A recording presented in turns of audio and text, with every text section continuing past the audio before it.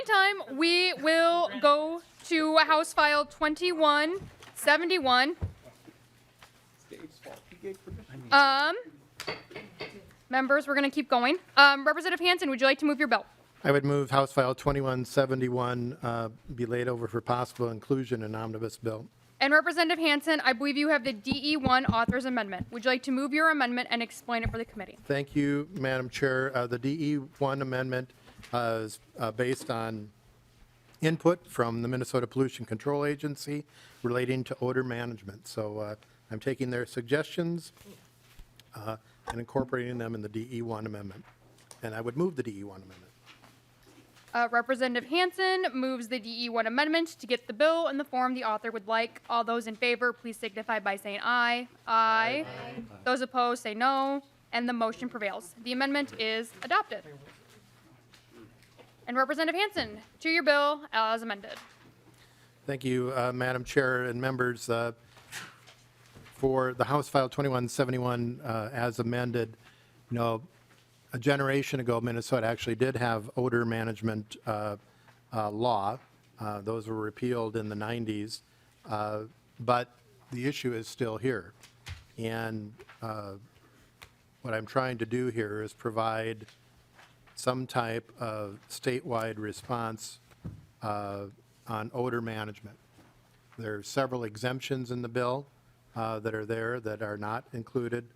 I will be very clear.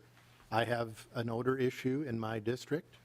If you've ever driven across the Wakota Bridge, I have constituents in Newport and St. Paul Park that have, frankly, an unbearable odor much of the time. And so that's the purpose on the bill, is to try to have some statewide response for the Pollution Control Agency, and it provides some money there for rulemaking. The basis for the law came from North Carolina and their existing law on odor management.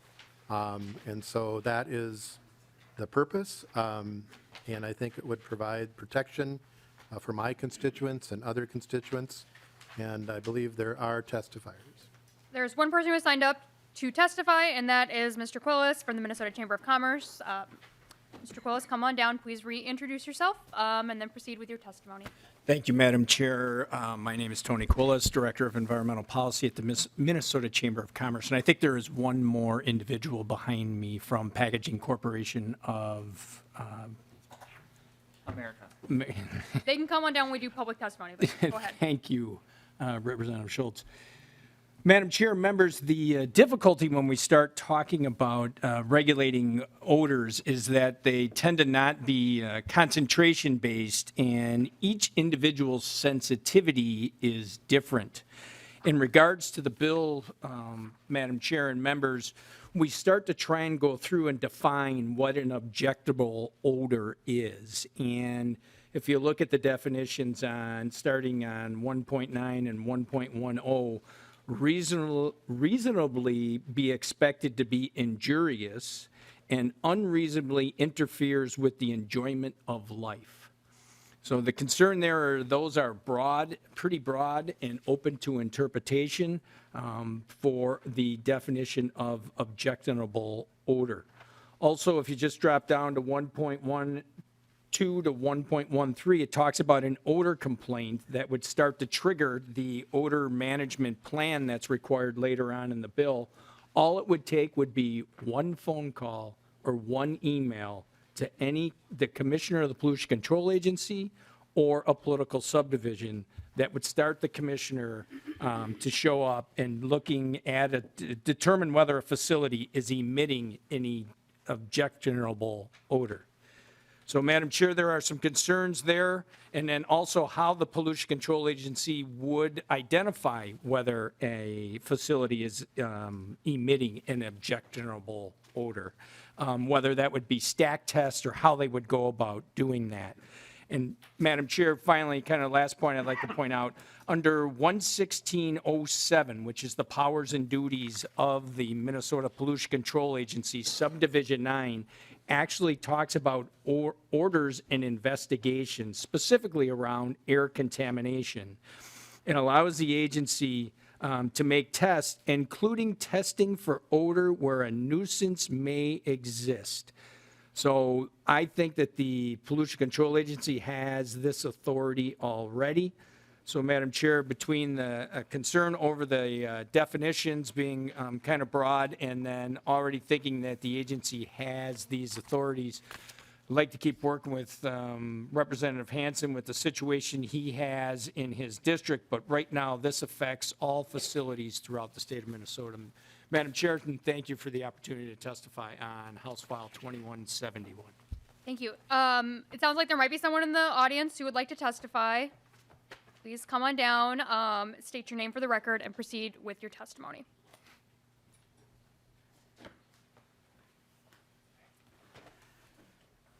Madam Chair, members of the committee, author of the bill.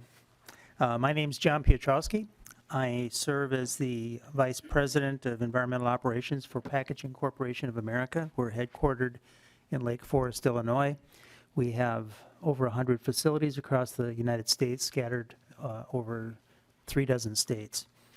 We own and operate the International Falls Paper Mill, and we have owned that facility for 10 years. The facility is the largest manufacturing employer in Koochiching County with 580 employees. The secondary employment impact of the facility is an additional 1,800 jobs in a county of 12,000 people. The mill sits on the south bank of the Rainy River. It's situated in unquestionably a spectacular part of your state, and we are sensitive to that, and we make every intention and effort to be good neighbors and good stewards of the environment that we are privileged to be hosted in that community. We have a concern with HF2171 in particular. Pulp and paper mills, craft pulp and paper mills, which is what we operate in I Falls, it does produce odor.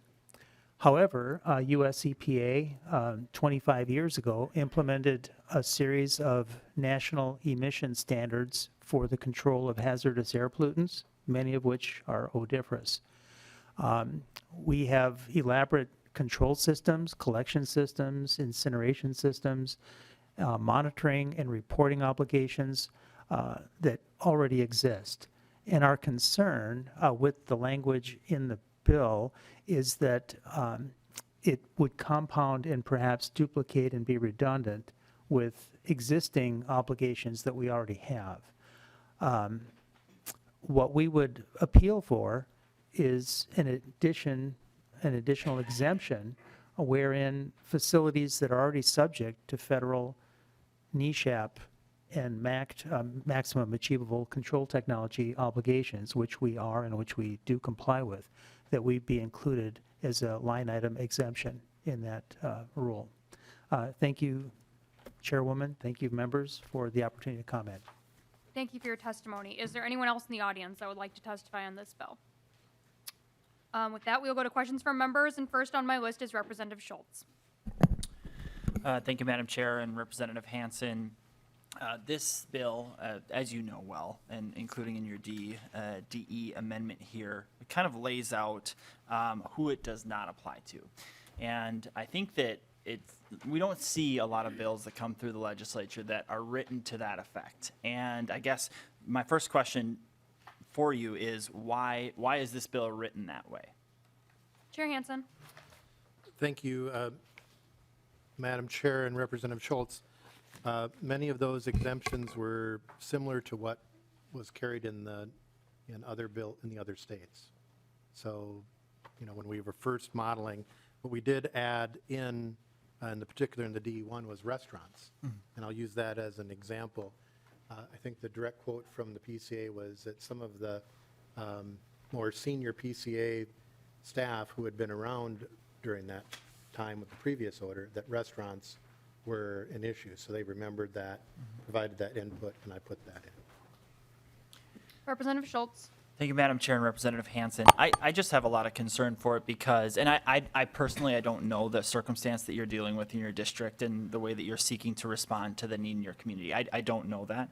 But I'll just say that when we're building the legislation like we are today in this bill, it leaves frankly, a lot of opportunity for mistakes. And like in some of these exemptions, like frankly, I'm concerned with the way that some of them are written, and I'm going to give you one example right now. The first one on farm, animal, and agriculture operations. Now, this legislative session has been just kind of just ramrodding through a whole bunch of legislation related to food processing facilities. I don't know in your exemption if that would include a food processing facility. And I think that this isn't necessarily the right way for us to go about defining who is exempt. And I think that we should really caution ourselves about how we go about writing bills to this effect. Representative Hansen. Madam Chair and Representative Schultz, I appreciate your concern on that. I would note that I think it was in Representative Purcell's, one of her earlier bills today, there were requests for exemptions.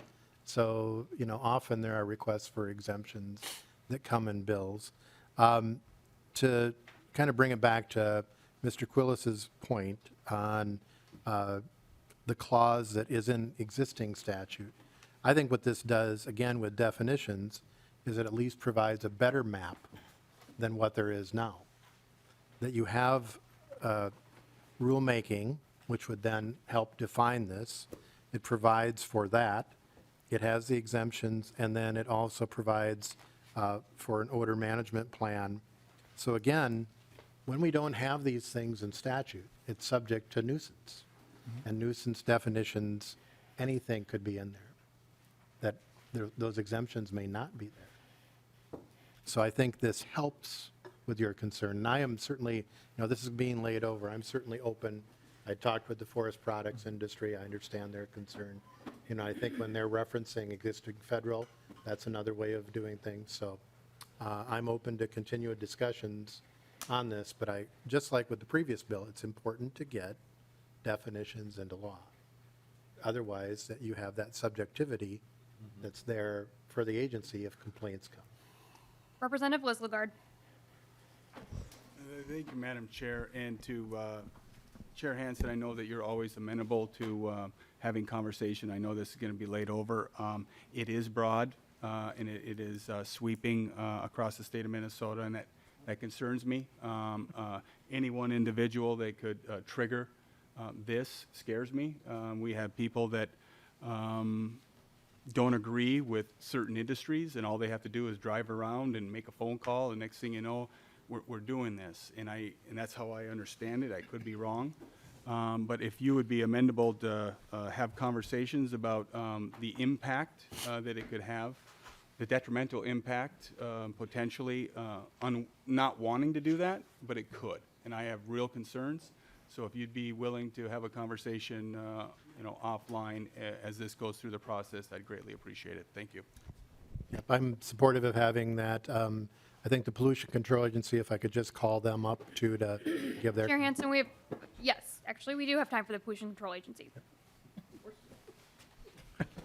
Mr. Johnson, briefly to Representative Lislegard's query. Sure. Thank you, Madam Chair. And again, Tom Johnson, Minnesota Pollution Control Agency.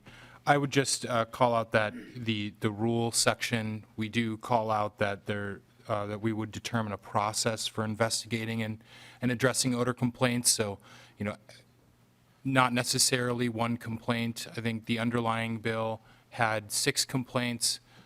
We wanted to have that moved into rulemaking so there'd be a public and open process where people could comment to the PCA and say, this is not the right amount of comment, or, complaints, or so we would build out that process and rule. But anyway, happy to continue to work with Representative Hansen and you, Representative Lislegard, on the final shape of the bill.